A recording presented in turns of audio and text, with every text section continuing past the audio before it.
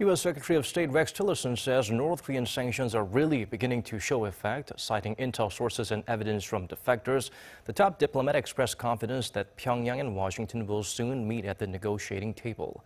Hee-jun shares with us his remarks. U.S. Secretary of State Rex Tillerson said international sanctions are really starting to hurt North Korea.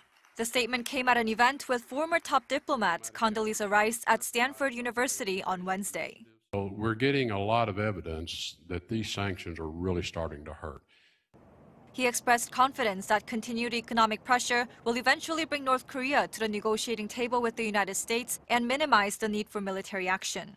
While giving South Korean President Moon Jae-in credit for Pyongyang's recent openness to dialogue, Tillerson also praised China for its unprecedented effort in pressuring North Korea despite Beijing's long history of supporting Pyongyang. But the Chinese have leaned in hard on the North Koreans to the point part of this approach was to help the Chinese come to the realizations that North Korea for the last 50, 60 years may have been an asset to you. They're now a liability to you. But the same could not be said for Russia, which Tillerson said was a slightly different issue. China and Russia are both obliged to comply with UN Security Council's resolutions, including the implementation of the toughest set of sanctions to date against North Korea.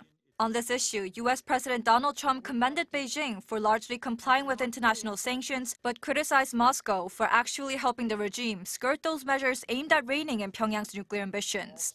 Trump has been accusing Russia of helping North Korea get supplies needed for the development of its ballistic missiles and follows allegations from U.S. officials that Russia has been lax in its implementation of UN Security Council sanctions. Hee-jun, Arirang News.